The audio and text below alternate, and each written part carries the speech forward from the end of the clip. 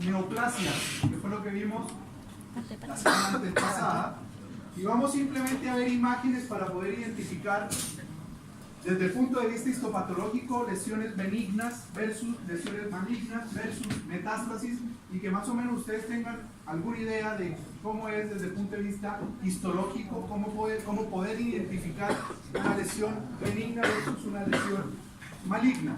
Después ustedes en el microscopio van a ver, y cualquier pregunta que tengan la podemos responder acá nosotros.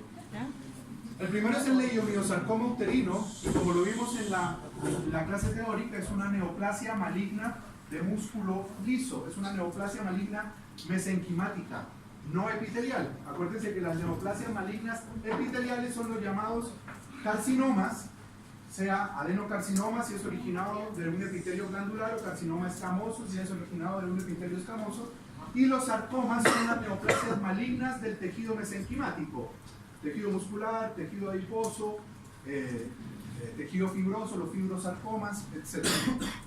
Entonces aquí vemos en esta imagen de aumento intermedio, ustedes ven que hay una proliferación celular acentuada, donde se nota en esta imagen que hay una variabilidad importante en los tamaños, principalmente de los núcleos de las células. Por ejemplo, tenemos este núcleo ovoide enorme con una cromatina granular, esta célula binucleada, esta un poco más hipercromática, es decir, más oscura. Aquí núcleos intermedios, y también tenemos unos núcleos entre comillas más normales, que son todos estos que se ven acá. Vemos acá una célula multinucleada. Esta imagen ya con este pleomorfismo nuclear, obviamente lo primero que nos hace pensar es que sea una lesión probablemente maligna. ¿Por qué digo probablemente? Porque para que nosotros estemos seguros de hacer un diagnóstico de leiomiosarcoma, no basta solo con el pleomorfismo nuclear, sino debemos tener otros criterios histológicos, como la actividad mitótica de la lesión, la presencia de necrosis, la presencia de hemorragia, y con eso, con una cantidad importante de criterios histológicos, poder hacer el diagnóstico de un leiomiosarcoma en este caso.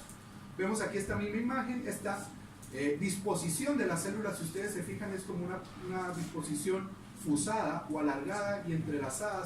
Aquí hay fibras musculares que se mezclan unas con otras, y persiste este acentuado pleomorfismo nuclear, y empezamos a ver ya algo de actividad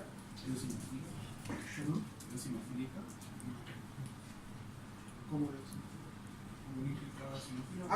claro, el citoplasma de estas células es amplio y se ve como una imagen eosinofílica naranja porque tiene mucho citoplasma esta célula, y empezamos a ver actividad mitótica de diferentes células. Aquí vemos, por ejemplo, un núcleo que está fragmentado, aquí vemos otro núcleo pignótico, y ya empezamos a tener un recuento de una cantidad de mitosis que obviamente no debiera verse en una lesión benigna, como la contraparte de esto, como en un leiomioma. No tendría por qué tener una actividad mitótica, ni tampoco este pleomorfismo acentuado. Si seguimos viendo, vemos acá en este campo, este núcleo completamente destruido por una mitosis atípica o una mitosis aberrante en estallido. Acá vemos otra, y persiste ese pleomorfismo, esa anisocariosis en la variabilidad de la forma de los núcleos. Fíjense, núcleos grandes, núcleos medianos, núcleos un poco más pequeños, algunos linfocitos por ahí metidos, que eso, el componente inflamatorio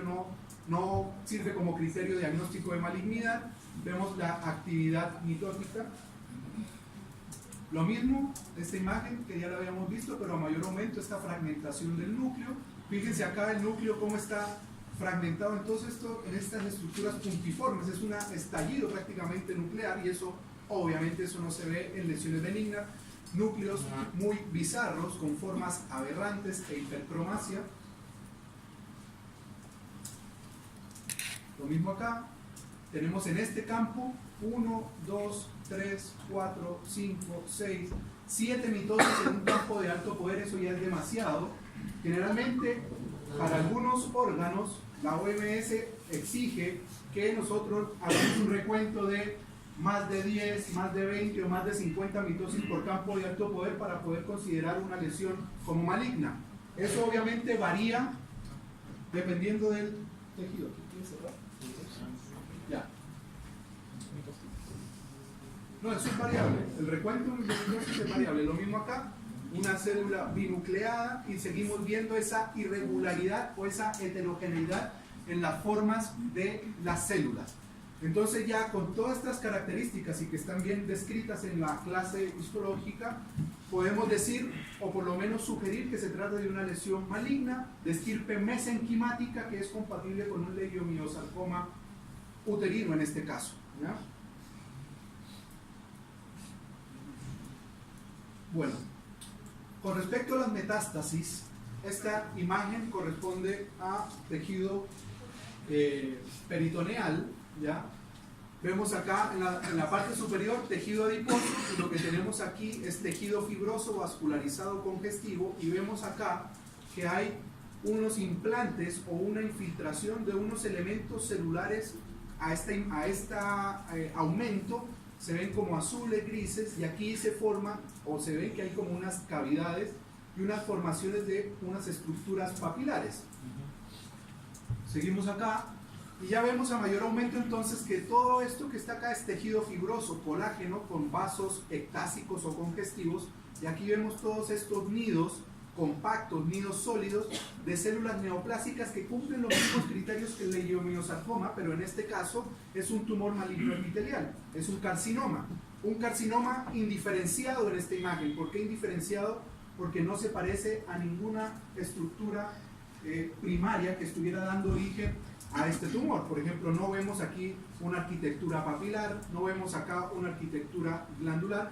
De hecho, este tumor perfectamente, si a un patólogo, el clínico lo presiona para decir, bueno, dígame qué es lo que usted está viendo acá, con esta imagen yo lo único que le puedo atinar a decir es que es una metástasis de un tumor maligno indiferenciado. No sé si es un carcinoma, no sé si es un melanoma, puede ser hasta un linfoma o hasta un sarcoma epiteloideo, que son sarcomas que tienen configuración morfológica epitelial, pero son sarcomas. Aquí, a mayor aumento, entonces fíjense ustedes el tamaño del núcleo, un núcleo grande, ovalado, con presencia de nucléolo, y esto ya empieza a apoyar de que se trata de una neoplasia maligna epitelial, la presencia del nucléolo prominente, el núcleo grande, y fíjense la actividad mitótica que también comentábamos en el leiomiosarcoma. Aquí está mitosis aberrante, aquí ya una mitosis un poco más típica, una mitosis atípica acá, que es este núcleo pignótico hipercromático, y fíjense que las células se disponen en nidos sólidos, es como un manchón o una sábana de células neoplásicas. En cambio, en esta imagen es diferente desde el punto de vista arquitectural. Aquí es sólido, y en esta imagen, ¿qué empezamos a ver? Empezamos a ver que hay una proliferación neoplásica, pero que empieza a presentar tabiques, septos fibrosos y estructuras papilares. Entonces ya con eso uno puede decir, esto es una metástasis de un adenocarcinoma papilar. ¿De dónde se originan principalmente los adenocarcinomas papilares? Son de ovario principalmente, no siendo el ovario el único sitio que dé origen a carcinomas papilares. El pulmón también puede darlo, el colon también puede darlo. Y para poder orientar bien el origen de esta lesión, obviamente ahí nosotros empezamos a usar las técnicas de inmunohistoquímica enfocadas al ovario. Pedimos diferentes anticuerpos, sea 125, WT1, receptores hormonales, estrógeno y progesterona, que nos digan esto va más orientado a un origen ovárico que a un origen pulmonar, por ejemplo. ¿Esta imagen es de un ovario o puede ser No, igual? Esto es un tejido, esto es peritoneo, es un tumor que está implantado en el peritoneo, pero es un tumor papilar. Por lo tanto, con esta arquitectura uno puede decir, y si es mujer obviamente, de edad intermedia, uno puede decir una meta, claro, le dice uno al clínico, se sugiere hacer un estudio dirigido a un estudio ginecológico o ovario. Ahí le van a estudiar si tiene una masa, si no tiene una masa, y obviamente si la inmunohistoquímica confirma que es ovario, uno le dice al médico, al ginecólogo, al que esté tratando a la paciente, una metástasis peritoneal de origen ovárico. Aquí vemos, esto es peritoneo también, pero fíjense que tenemos una estructura vascular, y fíjense el tumor cómo está empezando a invadir la pared del vaso, produciendo una permeación tumoral vascular sanguínea positiva, un vaso venoso. Acuérdense que las venas generalmente tienen la pared más frágil que las arterias, por eso es que las metástasis son más de compromiso venoso que arterial. En esta imagen ya cambiamos de peritoneo y tenemos un ganglio linfático. Tenemos un ganglio que está revestido por una cápsula fibrosa. Todo lo que está aquí afuera es el tejido adiposo perinodal, la corteza del ganglio, la médula del ganglio con los vasos eferentes, y vemos en la superficie, en la parte subcapsular del ganglio, que encontramos una alteración de la morfología y que se ven también unas estructuras medio papiliformes, como en la imagen anterior, que se ven estas prolongaciones. Aquí a este momento vemos también que están estas prolongaciones. Acá se pone un poco más sólido el tumor, cambia la morfología. Vemos a mayor aumento lo mismo, entonces vemos un tumor, una neoplasia maligna de aspecto glandular o epitelial con áreas sólidas que está en el seno subcapsular, y ahí es donde hay que ir a buscar la metástasis, porque es el primer sitio de drenaje en el ganglio linfático. Por eso en las micrometástasis de los ganglios centinelas, cuando se hace estudio de ganglio centinela en mama, uno en la biopsia rápida o intraoperatoria entra a buscar primero debajo de la cápsula para ver si no hay focos de micrometástasis e informárselos al cirujano. A mayor aumento, entonces vemos esta lesión tumoral epitelial maligna, es un carcinoma, y a diferencia de la anterior que formaba papilas, aquí forma como unas glándulas, es decir, unos túbulos con un lumen central claro, y esto claramente es un patrón glandular, por lo tanto es una metástasis ganglionar de un adenocarcinoma, porque es de origen glandular. ¿De dónde viene el adenocarcinoma? Eso es lo que nosotros en patología tenemos que empezar a investigar con técnicas de inmunohistoquímica. Lo mismo acá, tenemos tumor maligno epitelial con todas las características citológicas anteriormente comentadas: el pleomorfismo nuclear, el nucleolo, la cromatina granular o la hipercromasia, la presencia de mitosis y la forma de glándulas con estos lúmenes claros que se ven acá, ¿ya? Este es un centro germinal de un folículo linfoide secundario o un folículo linfoide reactivo. En cuanto a las displasias, acordémonos que displasias desde el punto de vista conceptual es una alteración de la maduración epitelial, es una lesión premaligna, es como el ciclo, no, la historia natural de prácticamente todas las neoplasias malignas epiteliales: displasia leve, displasia moderada, displasia severa, carcinoma in situ, carcinoma microinvasor, carcinoma invasor. Casi todas tienen ese mismo desarrollo. Tenemos un epitelio escamoso poliestratificado no queratinizado correspondiente a mucosa de cervix o de exocervix, completamente normal. Vemos acá las células de la base, que son un poco más azules, más pequeñas, pero son muy homogéneas, iguales, bien organizadas, paralelas unas con otras. En esta imagen, a mayor aumento, entonces vemos mucosa cervical de la unión escamo-columnar, que es donde generalmente se originan los carcinomas cervicales o los carcinomas cérvico-uterinos. Tenemos hacia este lado el exocervix, que está revestido por epitelio escamoso, pero acá ya empezamos a ver estructuras glandulares endocervicales. Pero fíjense que el revestimiento de la superficie de la mucosa cervical cambia, es diferente esto que lo que estamos viendo acá. Acá se ve más rosadito, un poco más ancho, y aquí se ve más angosto, pero más azul. Y eso ya me indica que esa coloración azulosa son generalmente núcleos hipercromáticos con negros, que seguramente son displásicos. Vemos a mayor aumento lo mismo la transición que hay entre el epitelio normal y el epitelio displásico. Aquí ya con mayor aumento, fíjense que aquí está exactamente la transición entre un epitelio escamoso normal y un epitelio escamoso displásico. Fíjense ustedes que la base del epitelio normal son células homogéneas, mientras que acá ya empieza a haber un desorden en la disposición de las células. Son células que no son paralelas, pierden la polaridad nuclear y se mantienen células grandes por lo menos hasta la mitad del espesor epitelial. En el epitelio normal, la maduración significa que la célula empieza a tornarse más pequeña hasta la superficie. Fíjense el núcleo, cómo disminuye de tamaño, y aquí prácticamente se vuelve una línea o puntiforme. Y acá ya tenemos entonces un epitelio. Comparen este epitelio de acá con este de acá, que es el mismo, pero este es displásico. Y fíjense que las células son de núcleos muy grandes, muy pleomórficos, hipercromáticos, con actividad mitótica. Hay un compromiso de las glándulas endocervicales, y esto nosotros lo llamamos en una biopsia una NIE3 o una lesión intraepitelial de alto grado o una displasia severa o un carcinoma in situ con compromiso glandular endocervical, ¿ya? ¿Por qué es in situ? Porque esto ya es un tumor maligno. Lo que pasa es que no ha roto la membrana basal, que es donde se asienta las células del epitelio. En el momento en que estas células malignas rompen la membrana basal y se meten acá o acá, ya estamos hablando de un carcinoma microinvasor, dependiendo de la profundidad de invasión en profundidad y en extensión lateral, que es 5 milímetros en profundidad y 7 milímetros en extensión lateral, para llamarlos microinvasores.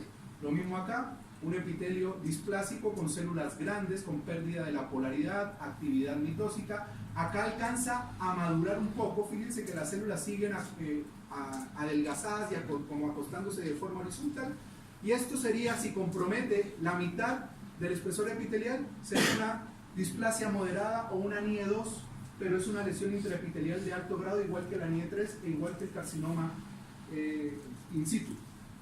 A mayor aumento, fíjense que ya hay mitosis, ya casi llegando a la mitad del espesor epitelial. Las mitosis son aceptables en la base, pero no aquí en la mitad del espesor.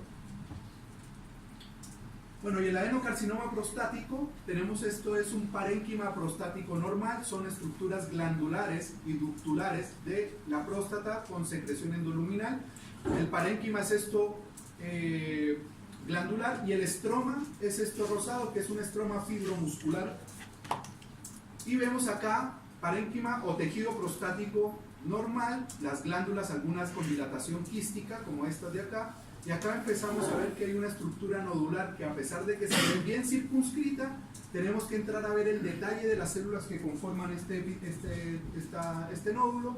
Vemos que hay unas células que se disponen como en cordones o en trabéculas y dejan unos espacios blancos entre medio. Y ya viendo a mayor aumento, esas células son células de núcleo grande con presencia de nucleolo prominente, un citoplasma amplio eosinófilo y moderado pleomorfismo o alteración de las formas nucleares. Aquí ya empezamos a ver de frentón la presencia de estructuras glandulares con células de núcleo redondo, amplio, nucleolo prominente, aquí se forman en nidos sólidos, aquí se forma otra glandulita, acá otra glándula, que son glándulas neoplásicas.